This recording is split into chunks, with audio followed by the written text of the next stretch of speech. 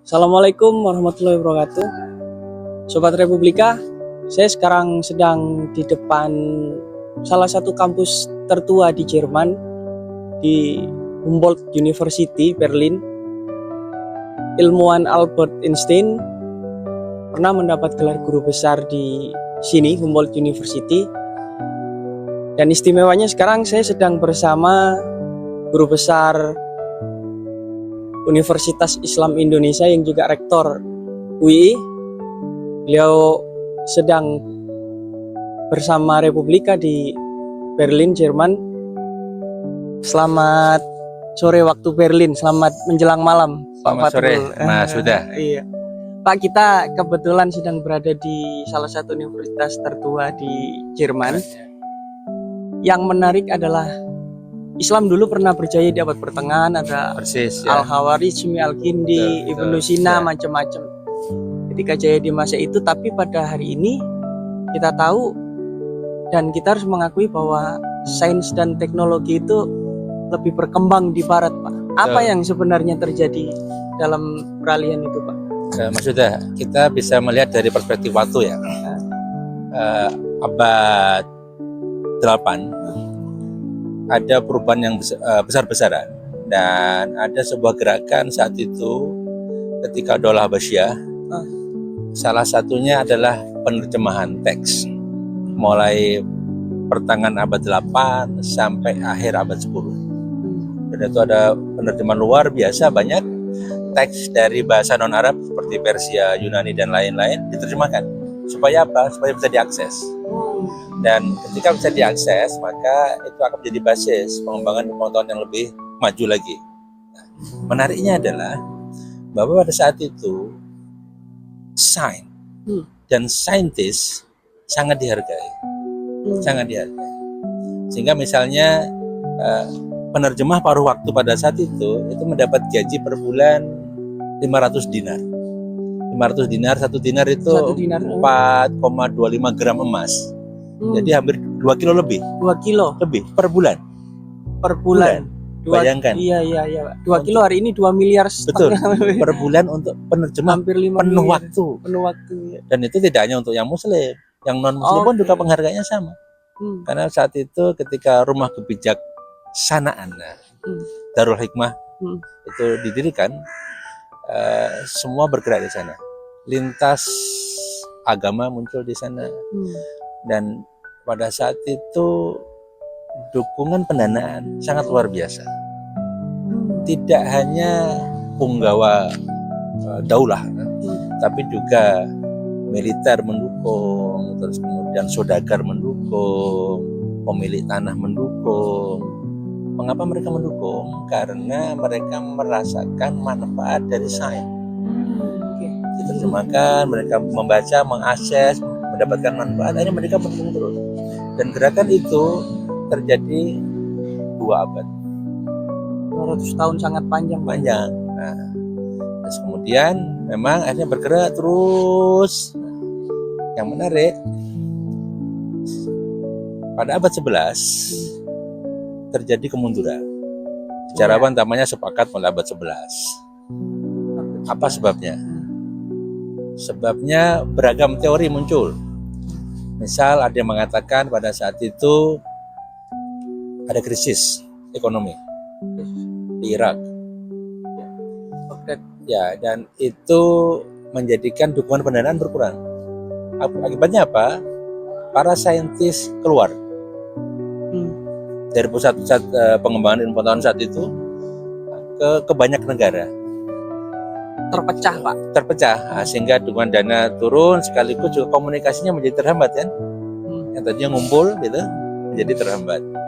Kemudian ada teori lain yang mengatakan bahwa pada saat itu ada energi yang lebih banyak yang digunakan untuk melayani umat.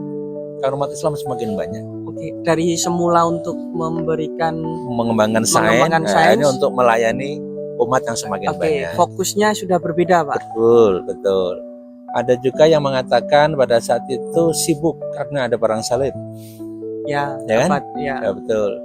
Ada juga mengatakan saat itu juga munculnya pemimpin agama. Sufisme. Sufisme. Itu juga ternyata ada teori mengatakan itu menjadi salah satu alasan mengapa perhatian kepada sains itu berkurang. Artinya penyebabnya tidak tunggal, Pak ya? Betul, ada beragam teori. Ada sebuah data menarik, seorang peneliti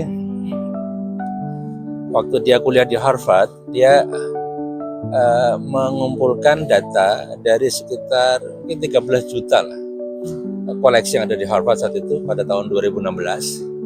Kemudian mencari buku yang diterbitkan di pusat-pusat peradaban Islam saat itu di Timur Tengah sampai ke Andalusia yang ditulis oleh pengarang bernama Arab.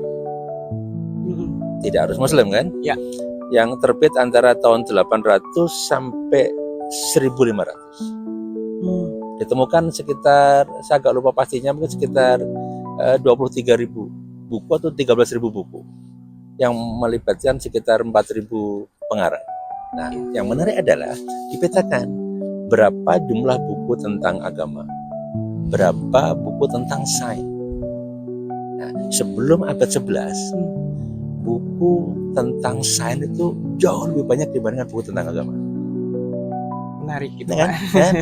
Tetapi setelah abad 11, buku tentang agama sebaliknya, berbalik. Buku tentang ini secara sains kuantitas, sangat Pak, turun, ya? betul. Secara kuantitas ya. Nah, jangan-jangan memang saat itu ada perhatian yang berubah.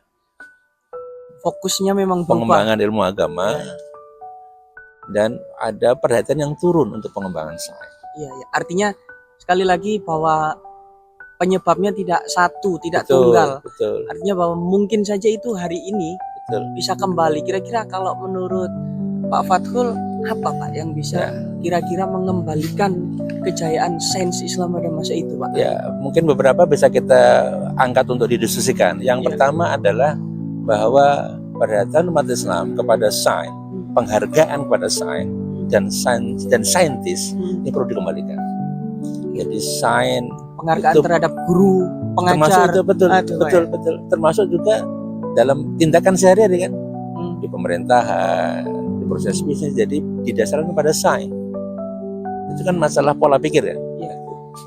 Dan kemudian yang kedua harus sadari bahwa ini bukan kerja sendirian, ini kerja kolektif,